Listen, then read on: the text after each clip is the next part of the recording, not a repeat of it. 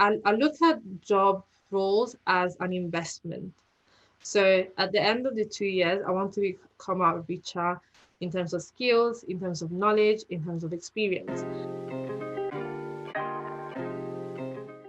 Technology is a wonderful industry that welcomes people from all sorts of backgrounds. But in my opinion, one of the hardest things that people who go into technology, whether they're entering straight from doing a computer science degree or career changers, one of the hardest things that you're going to do is find your first job. Because once you're already in tech, you're already working, you have some work experience, it's much easier. But when you're breaking into it, it may be harder. So I'm super excited about our guest today, Mabel, who is a mathematician and a machine learning enthusiast. Mabel is super passionate about helping people from all sorts of backgrounds, including people who don't stereotypically fit into technology, get into tech. So we talked about all things entry-level jobs in technology and how you can get into them, what skills you need to get, what you should look for in a role, etc. I will stop talking now because let's just get into it. Let's get to the interview. Mabel, thank you so much for being here. Thank you for having me, Masha. I'm super excited to hear all about because we've already chatted about your journey into technology, but I know you're super passionate about helping people get into technology and, from all sorts of stages of life and all sorts of backgrounds, right? And you're a big believer that it is possible to transition into tech. So let's talk about entry jobs in technology, whether you are a recent graduate or you are changing careers and all that stuff. There are certain jobs, certain opportunities that people can look out for. So what are the entry-level jobs that you would recommend for people to look into, and what types of skills do they need for them? So when it comes to entry-level jobs, I think that the easiest entry-level job anyone can get into, whether you have a degree, whether you do not have a degree, is a tech support role. So many companies, they need people who will speak to their customers, because one thing I've noticed, I think things are changing now, but usually the technical people, the software engineers, the developers, they don't really want to deal with the customers. They don't want to deal with the customers, or even if they do want to deal with the customers, they will always come from the perspective of someone who's behind the scenes, someone who knows what the technical side of the product involves, right? Sometimes the customer doesn't know that, and they won't understand it even if you explain it to them. So that's why you need a bridge between the customers and the software engineers. Now, again, or anyone else in a technical, team. Now, there are different roles, the business analyst and all of the other roles, but I'm speaking specifically for entry-level jobs. And now the tech support roles, sometimes they are advertised under the name of IT customer support or first line support or things like that. They don't require any sort of qualification. And what you can do as well, many companies allow you to transition then within the company to different roles. I actually thought that was something that only my previous company was doing, because as I explained in the other live, my first job was with a small startup, software development startup, right? And I'm thinking, yeah, they're doing that because they're a small company. But now I've moved to a different company. It's quite a big company, and many of my managers started as tech support people. And just the other day, I was speaking to a UX designer. He joined the company as a tech support person as well. So many companies are doing that. But what I would advise people, if you're getting into tech support with the goal of transitioning to a technical role or transitioning to becoming a project manager or a business analyst, I think you should ask during the recruitment process if that's possible in the company. Chances are is that most times it is. In terms of skills that are required, I'll definitely say perseverance. You need to be you need to be really determined to succeed, because nobody is going to beg you to learn things. You need to be a go-getter as well. If you want to learn software development, then what you can do, you need to understand the privilege that you have of working so closely to developers in your company, because some people do not have that, and you need to actually take advantage of that by obviously respectfully by going to the developers and telling them, hi, so what did you do? That one thing I used to do a lot on my previous job, whenever I see something cool, I'm like, oh, what did you do that? What did you use? What tool did you use? And then I would do my research at home and then come back and, if I had a question, ask them. But then the main thing is you need to be a go-getter, you need to take the initiative, show them that you've done some research, show them that you've actually put some effort in. People in the tech community, as I was telling Masha just earlier, they're very open and friendly. But it's also very nice when you help someone that wants to be helped. So if you show that you've actually done a bit of research, you've done the work at home, you've taken extra classes and stuff, it helps. I remember during my previous job, because obviously all through the job, and I'll get to the next skill that is actually very important. Actually, it's you need to be a learner. You need to love to learn, and that's with anything in tech. It's such a broad field that it's always in evolvement. So if you are stuck to your ways and you do not like learning, you won't find yourself really well, or you will fall behind in tech. And everyone keeps learning, even the senior tech lead or whatever it is, like they need to keep learning and they need to keep up with the latest technologies. But I remember that once at work, because at some point I was the junior test engineer, so sometimes to reproduce a bug I would have to share my screen. And I remember being on a call with the senior project manager, and I went into my Slack channel, and I had so many Slack channels of the different courses that I took to learn how the different languages and coding. And it was like, wow, you have so many secret Slack channels. I'm like, no, they're not secret. They're just what I used to learn, the different communities that I joined to learn. And he was very impressed with that.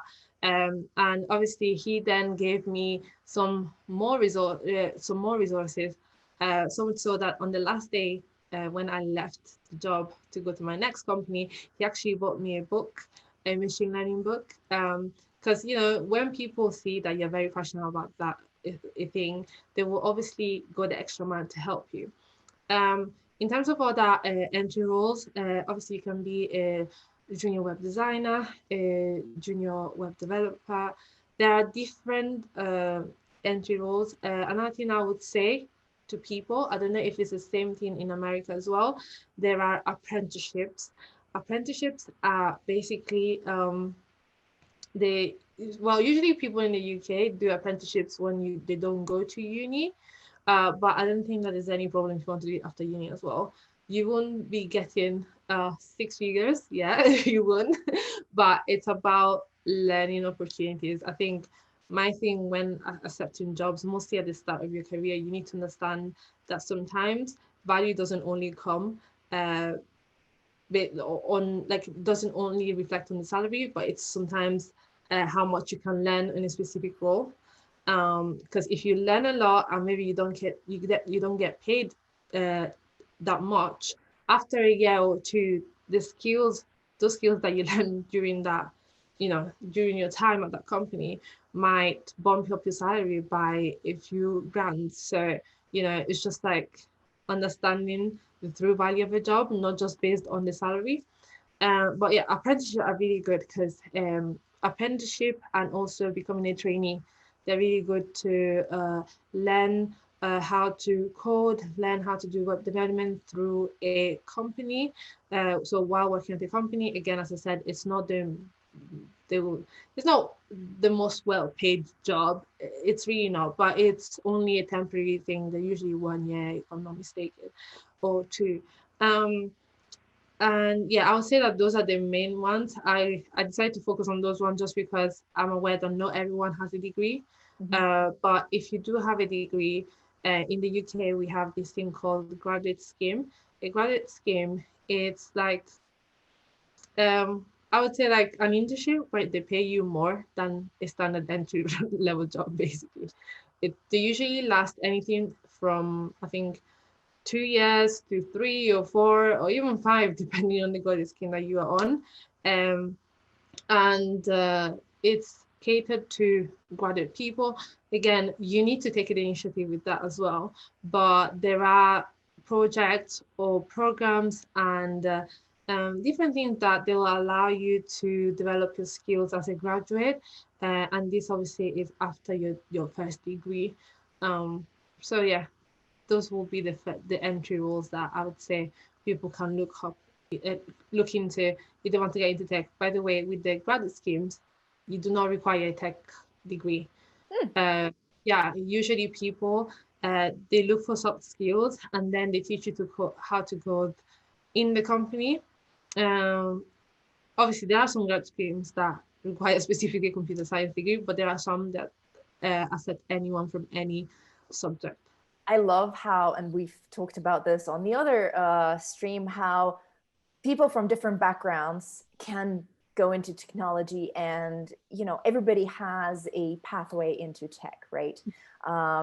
But is there a difference in the types of roles, that entry roles, right, that people can apply for based on what is their background? So somebody who has studied computer science and who has a computer science degree, or somebody who is self-taught, or has just finished a boot camp. Like, is there a difference in the type of roles that they can go for? I wouldn't say that there's a different type of roles. I think you need to be selective of the companies. I think the good thing about tech is that they do not discriminate.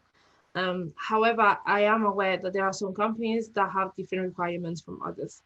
The good thing about tech though is that there's so many openings because it's such an in-demand field that you won't have an issue with it. Speaking of my previous company, my one when I was in the quality assurance team, the leader, the head team lead of the quality assurance team was actually a self-taught QA engineer.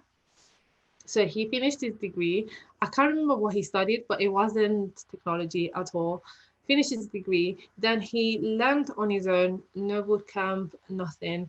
Learned to code on his own.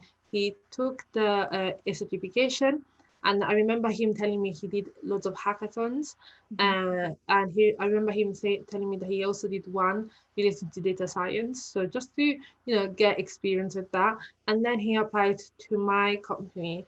Now, when he came for the interview, I remember him telling me that they were interested in what he could do, not the qualification that he had. So that's the important thing. As far as you can prove that you have the skills that they require, it doesn't really matter whether you come from a boot camp or you come from you learned on your own, or if you went to uni. I think mostly down the line, they don't really care. For entry level roles, again, I will say just be careful with the companies, because I know that it can get a bit discouraging if you bump into a company and they're asking for a degree in computer science, but you just need to know that not every single company is like that. Yeah, just that. I mean, it's a numbers game, right? It's a numbers game, applying Yeah. for as many positions as possible. And I love that they're seeing experience as equivalent, or they don't even really care about your qualifications, as you said, as long as you can demonstrate that you have that experience, you can do your stuff. I was looking at some job openings and their descriptions for software engineers in big companies like the FANG companies, and some of them had a requirement like computer science or an equivalent amount of experience. Yeah. Which is like, yeah, that's it. Like, that's prove that you have the experience, prove that you have the skills, and it's awesome. Exactly. And so what would you recommend for someone who is now looking to get their first job in technology? How would you recommend to approach the application process? And is there anything in particular that you would recommend to look out for in the roles that they're applying for? One thing that I've learned is a rejection is not always a bad thing, because you can learn from a rejection. One thing with me, when I came out of uni, when I was getting the rejections, I'll take them personally. But instead of taking them personally, look at the process. Example, obviously the process differs from role to role, but just in general, in the UK, you send your CV, you usually get a call back for an informal interview, and then you then get booked for a more formal interview, and you might also have a test depending on the type of role. So example, if you always send your CV and you never get a call back, then your CV might be the problem. So look at your CV. If you get into the first informal call but you never get a call back, then that might be the problem. So look into your interview skills, that just gain some interview experience by practicing. I think it's very important to self-examine yourself while you're going through this process. Try to be as positive as possible. I know it's hard sometimes, because I was just like that just like a few months ago while I was trying to move jobs. But you need to be very open-minded. And as I said before, mostly for entry-level roles, I think it's tempting sometimes to just like disregard maybe roles that don't pay you as much as it's advertised out there, because there's many people out there talking about six figures and stuff, and the money will come. But as in an entry level role, mostly if you don't have the experience, sometimes you do need to sacrifice a few pounds or a few dollars for the learning experience. So just go with an open mind, have a clear goal as well. I think that's very important. So when you go through the job adverts, and don't only look at the requirements, but also look at the responsibilities to understand, okay, what am I going to learn in this company? That's very important, because everything, I look at job roles as an investment. So at the end of the 2 years, I want to come out richer in terms of skills, in terms of knowledge, in terms of experience. So I know that it's sometimes tempting to just go for the first job just because I want a job, but just think of it as it's an exchange. Obviously, you're working for someone to help them get richer, but you are getting richer by learning things on the job. And that's what you need to keep doing for the rest of your life, really. So yeah, and also, I think another thing that's so important that I've learned only recently is when you're in the recruitment process, assess the company as well. They're not the only one assessing you, you're assessing them as well, because working in tech it's amazing, but it's also a lot better if you work in an environment that's healthy and positive. I remember that once I came out of uni, you will always have the tip of, or always ask questions at the end of the interview. And I was always like, but I don't have any questions to ask. But when I started looking at the fact that, okay, Mabel, you are interviewing the company as well, because you are assessing whether this company is good for you or not. That's when all of a sudden I have so many questions. All of the interviews I've had in the last year, I had 9 questions for the interview. I'm like, it's okay. So how do you guys do this? And so yeah, you are assessing the company as well. You need to understand if they're not only assessing whether you are a good fit for them, but you need to also assess if they are a good fit for you. So those will be my tips. Yeah. That's awesome.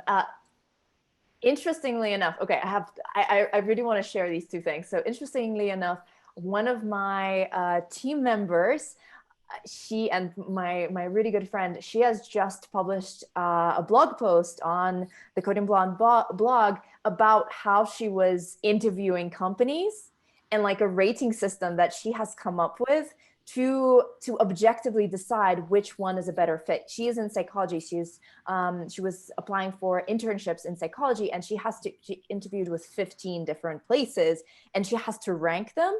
And so in order to remember how she can rank them, she had a set of questions and like a whole indexing system for how to assess them, essentially. And I think this is such an important point. I'll leave a link to that blog post in the description of the final video.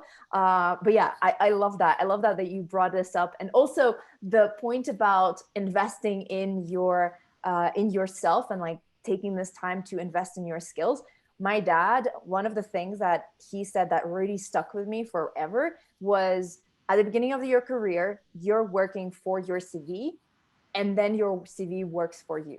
So it's like, and I love that you're saying that the entry-level job, this, the first stage of your career in technology is all about investing in your skills, investing in your profile, and then the companies will recognize that and will, well, hopefully, and you should also negotiate, reward you more for your skill set by paying you more and like better benefits, etc. So that all comes later.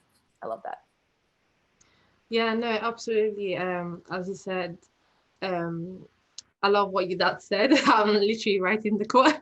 But yeah, I do agree that sometimes, you will have to probably sacrifice a bit of coins. But then again, as you said, it's very important for you to be also aware of your value. So, example, one thing that I do as well, and that I did on my previous company, because I was with them for almost 3 years. And I think at the 1.5 year mark, I sat down and I wrote down all that I had learned. And I also went on Glassdoor and a different job advert post, where they post jobs advert. And I basically compared my skills against the market. And that's when I realized that, okay, so this is how much I could be getting paid potentially. So it's also very important for you to know and be aware of your value. So yeah, okay, that's fine.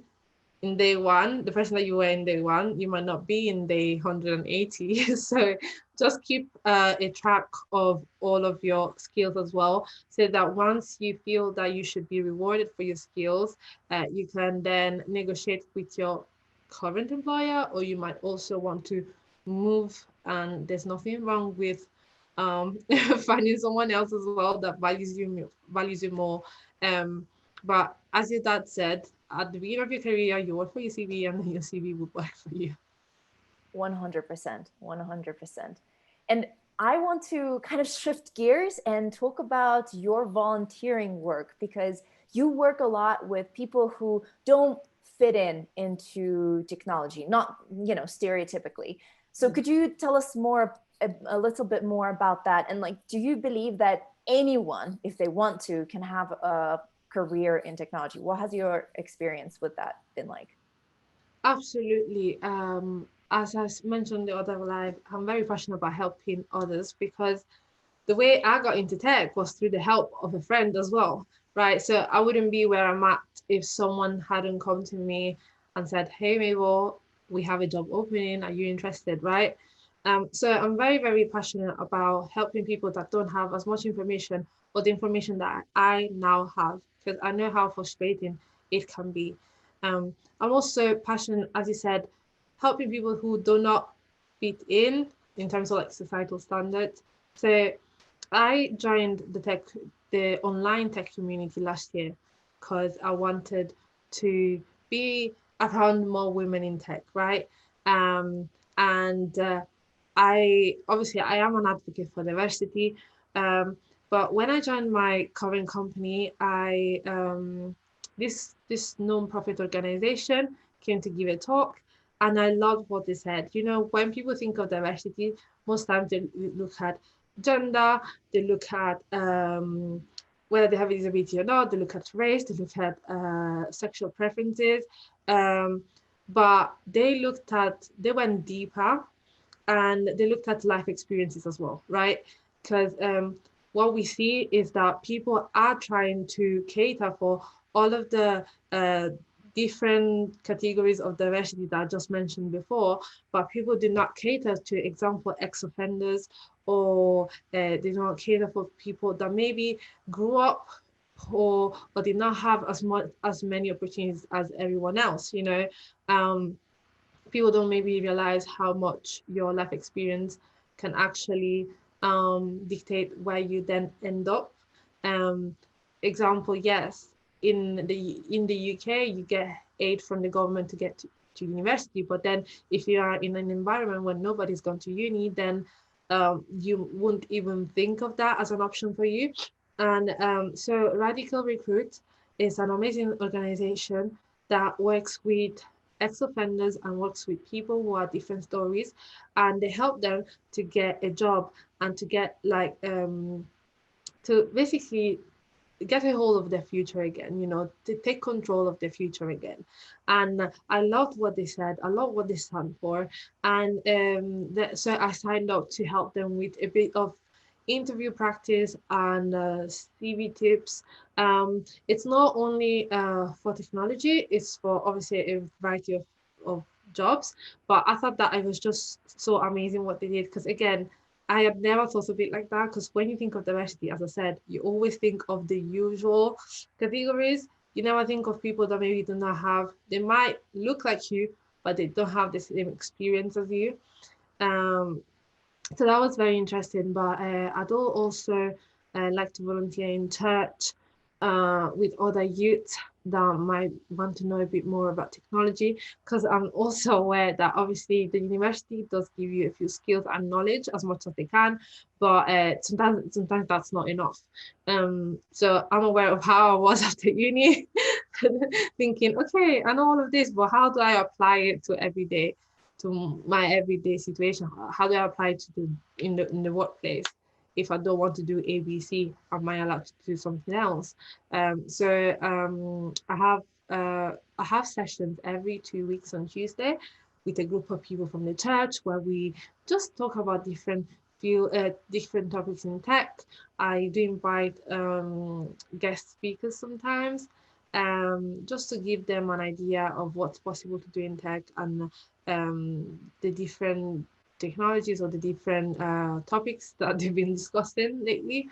So yeah, that's very interesting, and absolutely, I do believe that anyone can get into tech, um, because getting into tech is not about having the technical skills already.